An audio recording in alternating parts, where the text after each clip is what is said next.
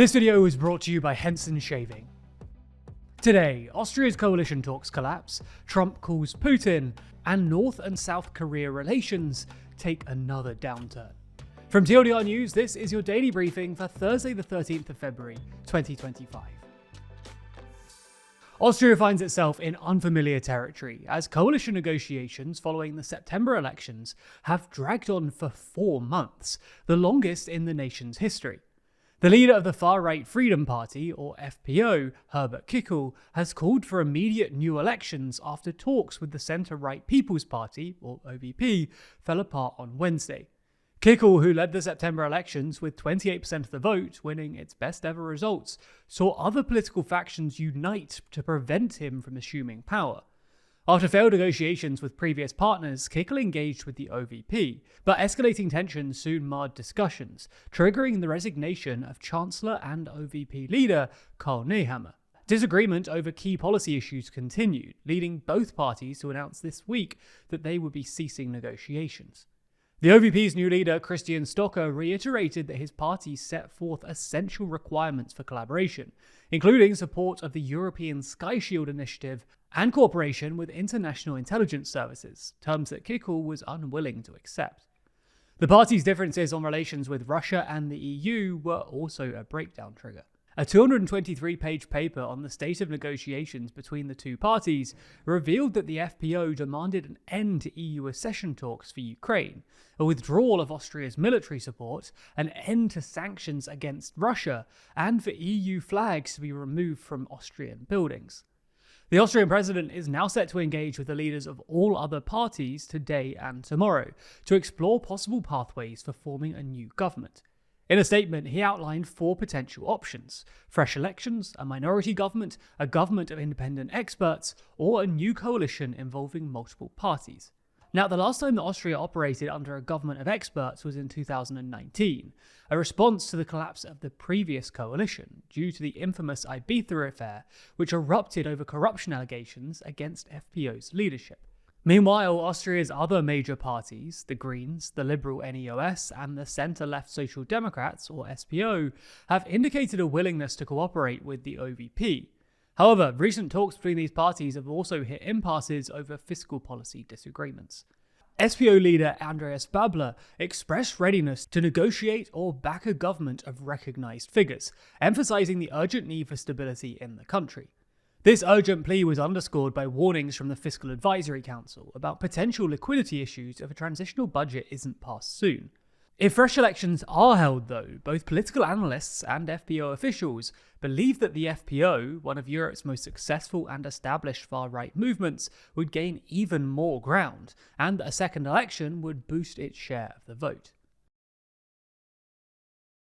Before we move on to the next story, a quick reminder that the daily briefing is changing. From Monday 17th of February, it will become an audio-only podcast. And while you'll still be able to listen on YouTube, you can also search for us in your podcast app of choice to keep listening along there. Next up, European governments are scrambling after the Trump administration signaled that it was pursuing face-to-face talks with Russia on ending the war in Ukraine without the involvement of Ukraine or the rest of Europe. US President Donald Trump announced on Wednesday that he'd spoken directly to Russian President Vladimir Putin over the phone and said that they'd agreed to, quote, start negotiations immediately. Trump wrote on social media that it's time to stop this ridiculous war, where there have been massive and totally unnecessary death and destruction. God bless the people of Russia and Ukraine. Trump later called Ukraine's President Zelensky and briefed him on the discussion with Putin. Zelensky called his own conversation with Trump meaningful and said that they talked for a long time about opportunities to achieve peace. And Zelensky is also set to meet with Vice President Vance in Munich on Friday. Separately, Trump's Defense Secretary Pete Hegseth said on Wednesday that the idea of Ukraine regaining its pre-2014 territory was an unrealistic objective, and the US did not see Ukrainian membership of NATO as a realistic outcome. Responding to the various announcements, Germany's defense minister said that Europe will have to live directly with the consequences, so it goes without saying that we will be part of the negotiations. He added that it was regrettable that the United States has seemingly made concessions to Russia before talks had even started. Meanwhile, the UK's Defence Secretary said that there can be no negotiation about Ukraine without Ukraine, and that Ukraine's voice must be at the heart of any talks. Trump and Hex's comments came as NATO defence ministers were meeting in Brussels, and France's Armed Forces Minister warned that NATO's future was possibly in question, stating, "To say that this is the biggest and most robust alliance in history is true, but the real question is, will that still be the case in 10 to 15 years?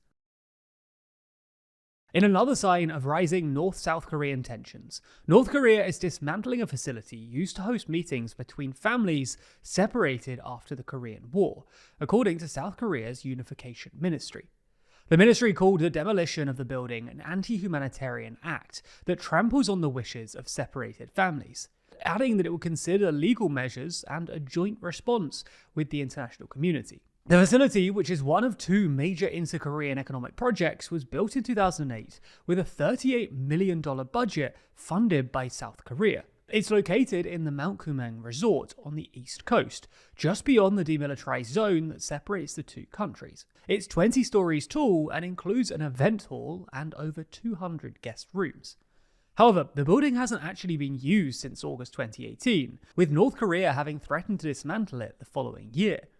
As of December 2024, more than 130,000 South Koreans had registered to reunite with their families in the north, although only around 37,000 of those people are still alive, according to government data.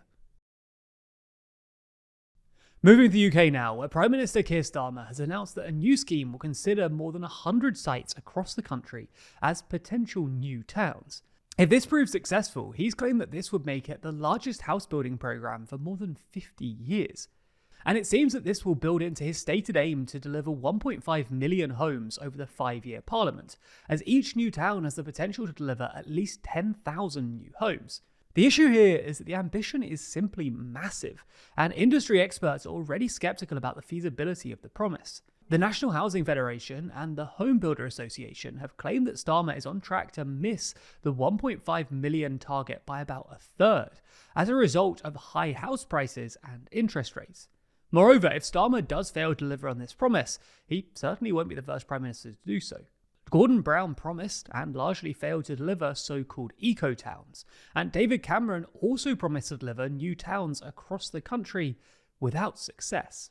Now, it's not at all uncommon to really dislike shaving.